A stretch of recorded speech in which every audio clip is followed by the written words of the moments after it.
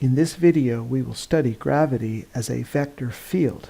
And we'll look at calculating work done by gravity in a vector field, in a three-dimensional vector field. And that's equivalent to calculating the change in potential energy within that three-dimensional vector field. So what I have written here is the vector F, which represents force, and it is the force due to gravity at a particular position in the three-dimensional space in a gravitational field that you could see sort of visualized here. These arrows are all the actual vectors that are this big F. It's telling me the force at a position given by x. So this x arrow, x vector, is a position vector in the three-dimensional space measured from an origin where I'll put this mass big M. Right? So G is a gravitational constant. The big M is the mass big M that is, for example, the Earth. That's the example that I will do as we progress. It would be a mass that would be significantly larger than the mass of this little m. That would be some object that would be feeling the force due to gravity that is exerted on it by the mass big M. Now these two masses actually exert forces on each other, but if one of them is so much significantly bigger than the other, then we know which way the net force actually points, and it would be toward the object that has the larger mass. So that's why I've set up a negative here, is that I'm assuming that the forces are all pointing in the direction of that larger mass m that is centered at the origin in my coordinate system. So x is this vector that points from the center of the mass large M, and I know that the net forces are all pointing in the direction of that center of mass of the large mass big M. Now it's understandably awkward that the position vector there, x vector, has an x, y, z component in three-dimensional space, and so you could be worried about distinguishing between x, a position vector, and x, the x component of the position vector. And so for that reason it would be perfectly reasonable, and most people probably do, just switch all those x vector all those places where we have x the vector, just switch that to a vector r like this, and use that r vector as a position vector. That's completely perfectly normal, but I wrote it this way first because I saw one of the questions in our Stewart calculus book where it was written this way, and I thought it would be good to sort of see it in that way as well, just to think through all of the details and see it written, and that it could be written either this way or it could be written this way, and it's the same thing. So let's take a look at this vector field that represents the force due to gravity, and let's rewrite it in this way so that we'll just move this magnitude of x cubed. We'll just take one factor and move it over to the right here and put these two factors together so that what we have here would be a unit vector that is the direction. It indicates the direction from the center of mass big M to the center of mass little m. And then you can see this is actually the magnitude of that force vector. It's the magnitude of the force of gravity. And it is proportional to the square of the distance, because the distance is this magnitude of the vector x. It's proportional to the square of that distance. And then there's a negative in this representation of the force due to gravity that's indicating a direction opposite to the vector x, because it's drawn from the center of big M out to that little m. To be a little more precise, I should say that the vector x points from the center of the mass big M out to the center of mass little m, and it's the force that's actually pointing in the opposite direction to that. Force vector is going opposite to the direction of the position vector x. So we could identify this portion here as being the magnitude of the force of gravity. It's this gravitational constant g times the mass of the larger m times the mass of the smaller mass divided by the square of the distance between them. Now going back and looking at the vector field written in this format, the big G is not acceleration due to gravity. This is a gravitational constant that would be different with different units depending on the units we use, and if we're going to go with metric, we could use a value of big G, gravitational constant, as 6.67 times 10 to the negative 11. This is Newton meters squared per kilogram squared. Those are just the units that we would, if we chose metric, we would need this constant to make the equation represent the values that we measure them to be in the metric system. So if we measure the mass of the Earth, that's an interesting idea, right? I don't know who has ever actually measured the mass of the Earth. Perhaps, of course, it must be other measurements that lead to the conclusion that this must be the mass of the Earth. So we could take this as a constant. 5.97 times 10 to the power 24 in kilograms would be the mass of the Earth, and then let's just take the little m to be a mass of a person, weighing it at a huge 70 kilograms. This vector x represents a position. It is a position vector that locates the position in three-dimensional space from the center of the Earth, which is we'll take to be the center of mass of the Earth. So now we've put together the math to look at the force due to gravity on any mass in the gravitational field of the Earth. So let's take the radius of the Earth to be 6,371 kilometers. That's 6.371 million meters, 6,371,000 meters. So let's ask, what is the force due to gravity on a 70 kilogram person on the surface of the Earth? So we'll need to locate that position in the three-dimensional space with our vector x. So I'll choose that position vector to have an x component, 6,371 with 3 zeros. And now this could be anywhere on the surface of the Earth, so I'll just use this position as being convenient. So I chose this vector because I know it is one point on the surface of a sphere with that radius of 6,371,000 meters. And by the way, you see that I had to do this in meters because the units that of the gravitational constant are in kilograms and in meters and in newtons. So this will be the distance to a point on the surface of a sphere whose radius is 6.371 million meters. So it could be a point just like this one right here on right out on the x-axis. Now if we want to compute the force due to gravity on a 60 kilogram person standing at that point on the surface of the Earth, we can plug these values into our field vector function, our function for a vector field. So let's do that. In fact, how about if I call this like x sub 0? I'll call it x sub 0 to indicate it's some fixed point rather than just a changing point.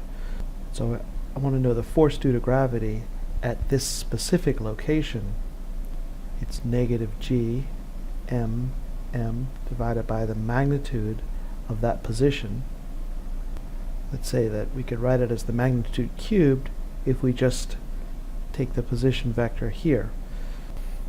Now it's right here that my choice of location on the surface of the Earth is convenient. It's easy to get the magnitude for this vector because two of the components are 0.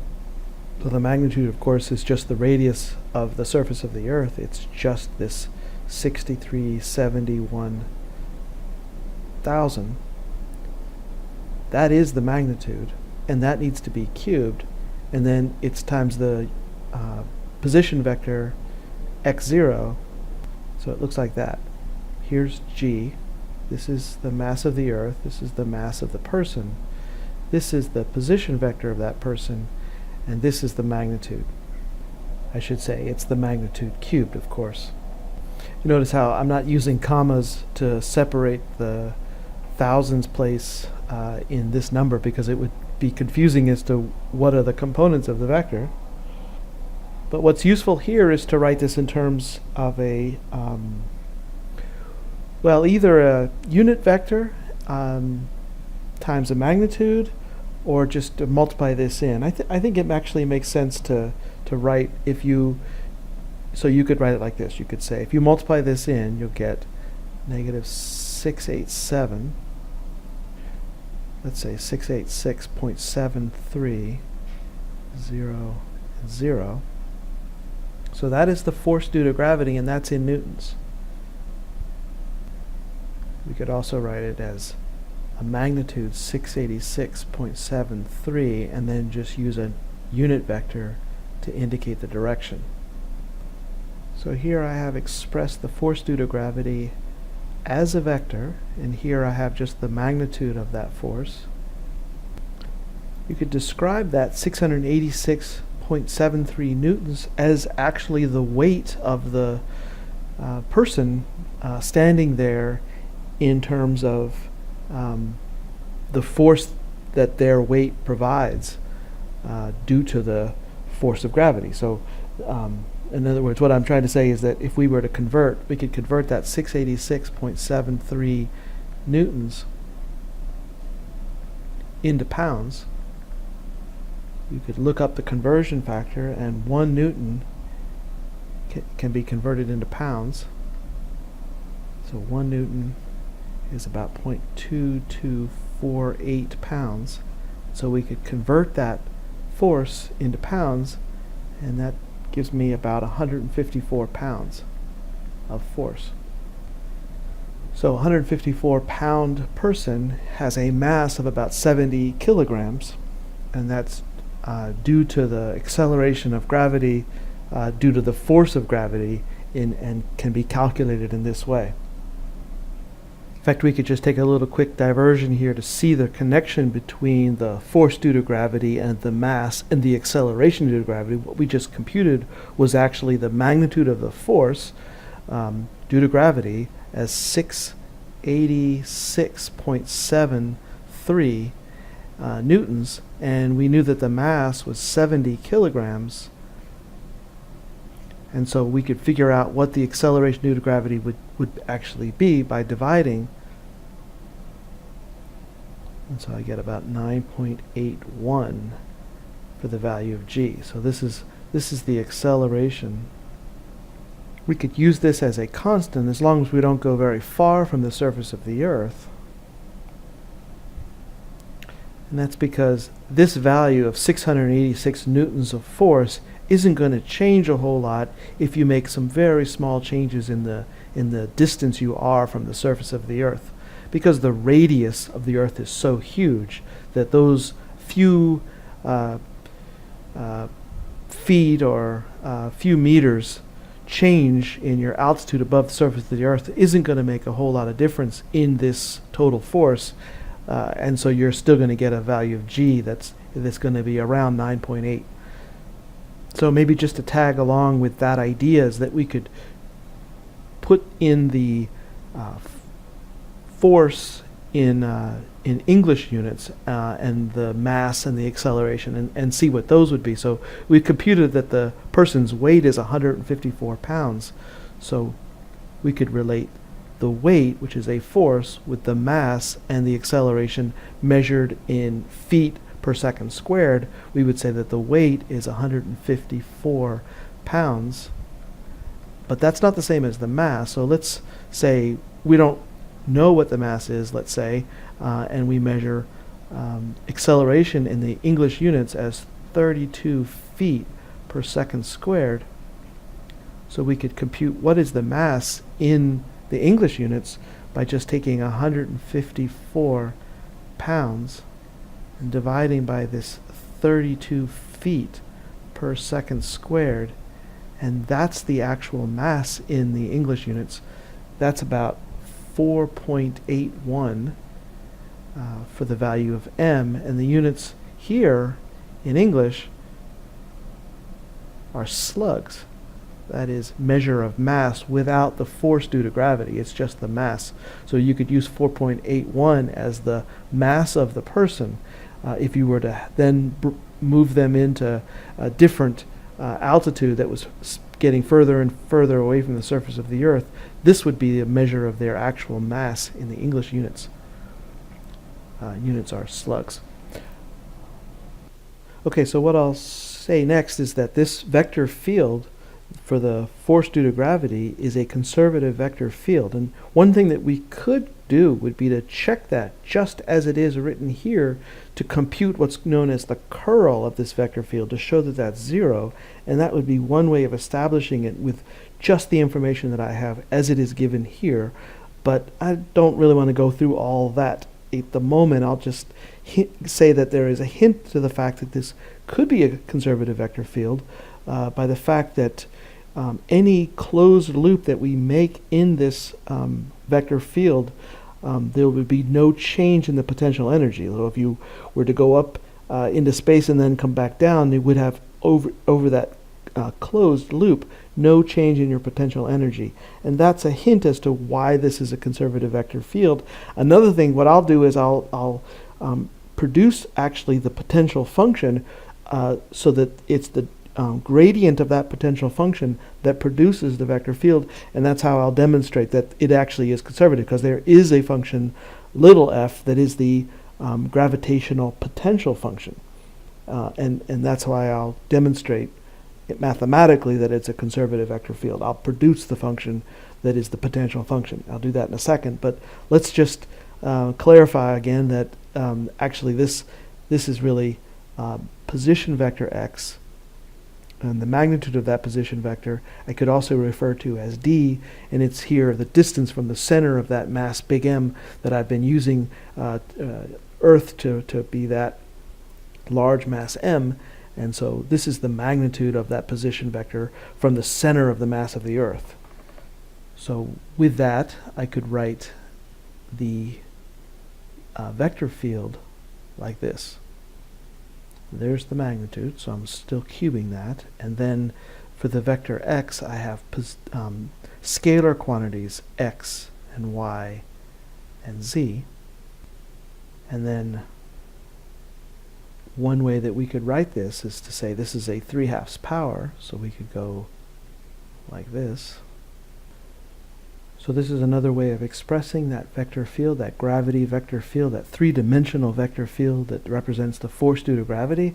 And now what I'll do is I'll write down the potential function whose gradient will be this function here. So let's take a look at that. A scalar function, little f, of x, y, and z. So this is the gravitational potential function, and that's because if we did a gradient of this guy, you'll see that it will be this. We could even say that this gravitational potential function is measuring potential energy for the mass little m at any point in three-dimensional space. Well, getting the gradient, I'll have the partial derivative of this potential function with respect to x in the first component, partial of f with respect to y in the second component, partial of f with respect to z in the third component. Now this g, m, and m, if I hold those to be constant here in this derivative with respect to x, y, and z, so to make sure it's clear what's happening in the derivatives, let me say we're taking partial derivatives of this potential function, and let's rewrite the potential function. So we have constant big G, big M, constant little m, let's say x squared plus y squared plus z squared with a negative 1/2 power, right? So this is a 1/2 power. I'm bringing it to the top so that it's easier to see what happens in the derivatives.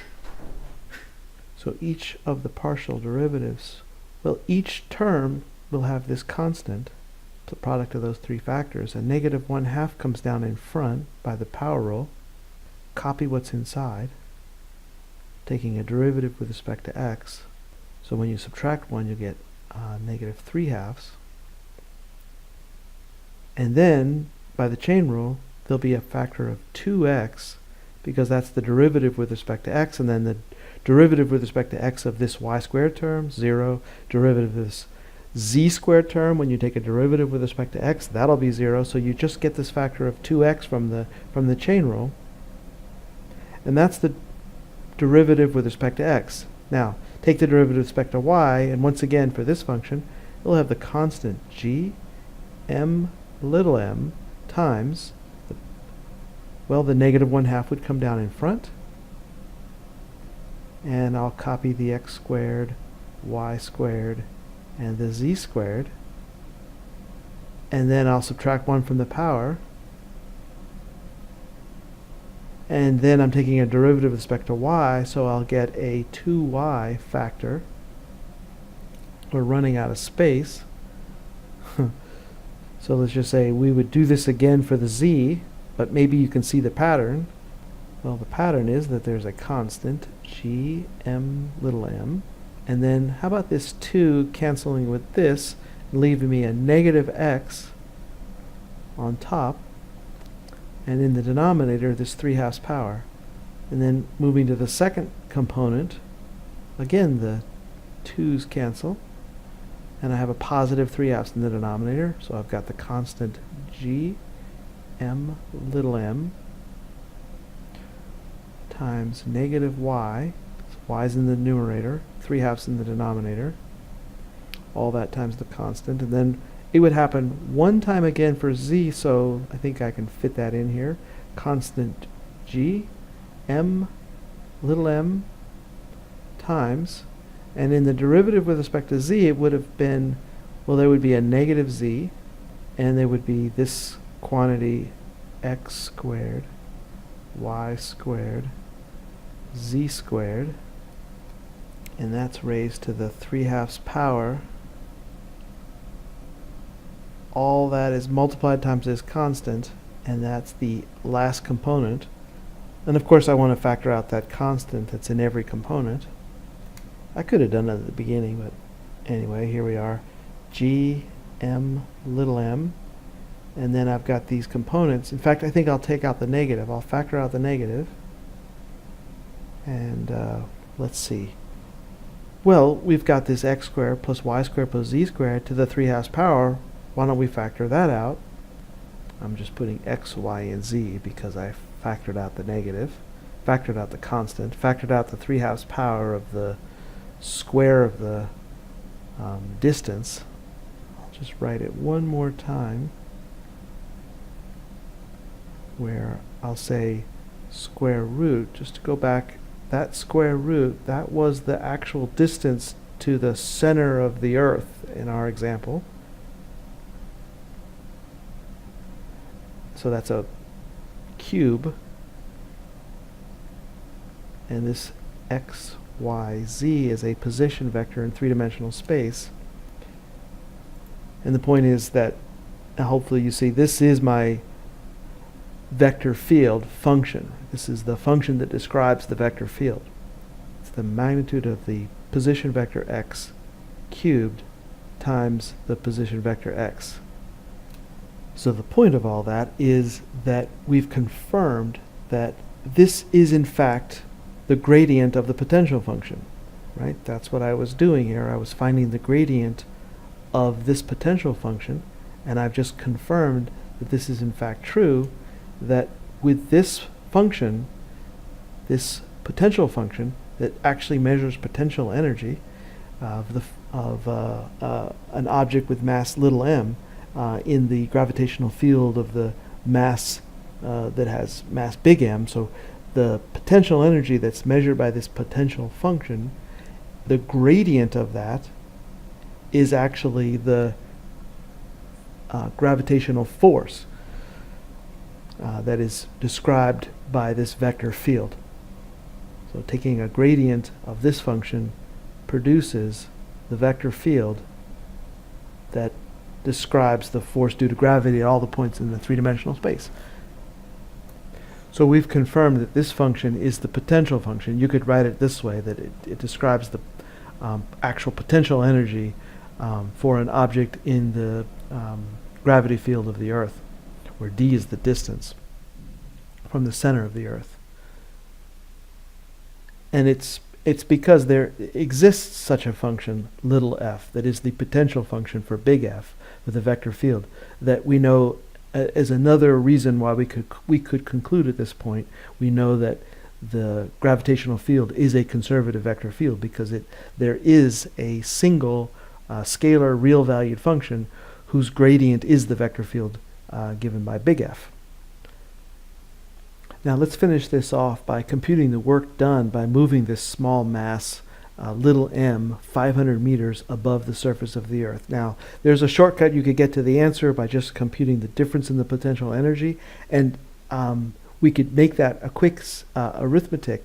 But what I'm trying to do here is illustrate the connection with line integrals and the fundamental theorem of line integrals, and why that's all you have to do. I mean, in the end, it's a simple subtraction, but I want you to see where that comes from in the context of a line integral. So work done can be computed as a line integral on some path C, where we add up the force due to gravity dot some position vector r in general, and we could do the computation as if that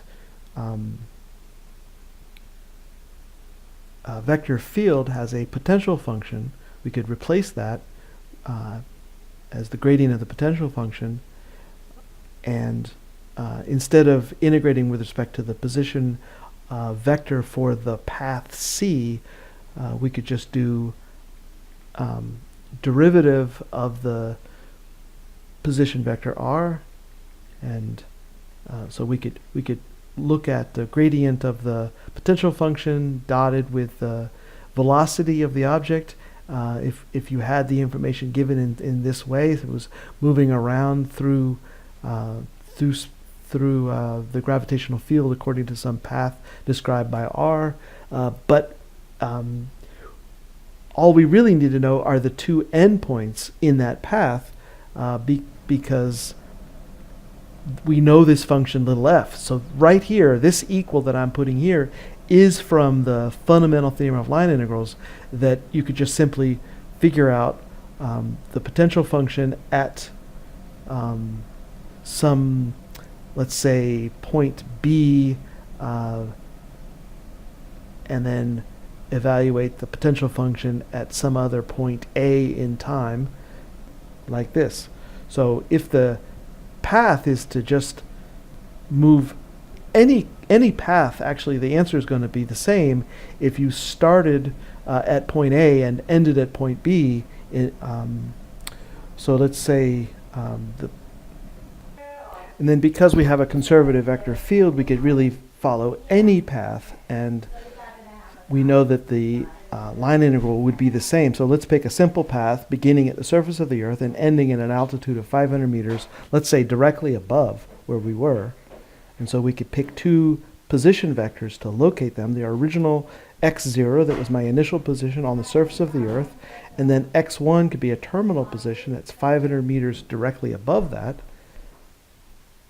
And then the work done would be, by the fundamental theorem of line integrals, the difference in the potential function at x1 and at x0. And this was the potential function that we established, produced the gravitational field. And so we're just going to evaluate this function at the x, y, z components of these two vectors. So those are the two vectors that we're going to plug in, the x, y, z components of each of these. So I'm going to plug in the x, y, z component for the vector x1, the terminal position, and the x, y, z components of the initial position, and find the difference in the potential function at those two different points. So again, this is the potential function. So, and it's convenient that the y and z are 0. So I'm just looking at the x component squared with a square root, and again the x component squared with a square root. So those simplify very easily, and so I realize, yeah, this is why I'm finding the difference in the potential energy. It's because it's from the fundamental theorem of line integrals, that it's just the difference in that potential function that gave rise to the vector field. This is how you could compute any work done in a conservative vector field, because you can find, with a conservative vector field, you can find that potential function. It's because it's conservative that this potential function actually exists. And then we can compute line integrals by just finding the difference in the value of that potential function at the initial and terminal points of the path that the line integral is describing. And actually it would be independent of the path. You could pick any path, so make it a simple path, and look at the terminal and initial points and plug those into the potential function. And that difference is the work done. It is also the difference in the potential energy. So now we can actually plug in those numbers that we used before for big G and big M and little m. I can actually factor that out, just say G, M, little m, and then this difference. I'm using a mass that weighs a mass of 70 kilograms that's moving in this vector field. Putting all that in the calculator, and I get about negative 343,000 Newton meters. Now, how would I know if that's right? Just made this question up. There is no back of the book that I could check this with. So it'd be a nice thing to sort of learn also in this process of sort of exploring, is how I could set for myself questions that I know I can check some other way and see if it's reasonable by looking at this question from a different perspective, and then I know I'm on the right track. It's a nice sort of general way of exploring. And so to do that, what I did was I thought, well, first I'll just write this as negative 3.433 times 10 to the fifth.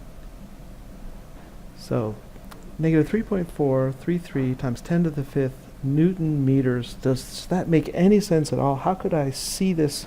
And there's a real basic way of computing work that is a force times a distance. Now, this is assuming a constant force, and it's applied in the direction in which the distance is traveled. And it isn't, in fact, actually a constant force here. The force would actually decrease as you go higher and higher in altitude.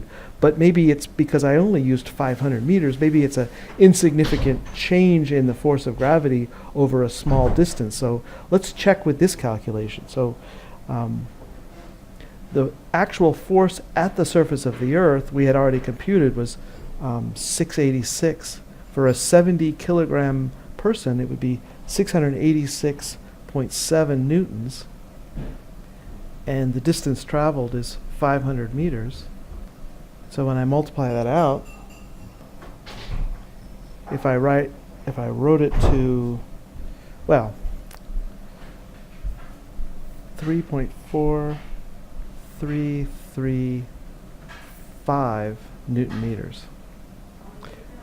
Actually, I mean 3.4335 times 10 to the fifth Newton meters, which is along the same lines. Of course, I know, wait a minute, I've got the negative here because we're looking at work done by gravity, which would be a negative if you're moving against the force of gravity. So now, this was, so I'm not sure if the difference that I have here in this fourth decimal place is due to just a difference in rounding somewhere in my calculation, or if it actually is the sort of beginning a little bit of the effect of a change in the force over that distance. But I'm pretty convinced that I'm on the right track with this answer by assuming a constant force of 686.7 newtons over that 500 meter distance. This would be the work done. So that's pretty convincing. And another way that I could just compute that answer is that force, if it was a constant force, it could be based on the mass of 70 kilograms and an acceleration of 9.8 meters per second squared times a distance of 500, and that gives me that same answer. Well, roughly, let's just say, rounding off, 3.43 times 10 to the fifth, and the units here would be Newton meters. So these quick calculations serve as a means for me to sort of check that this is a reasonable answer based on a more sophisticated method of establishing work done in this changing gravitational field. Okay, think I'll end the video there. I hope it was an interesting and helpful video.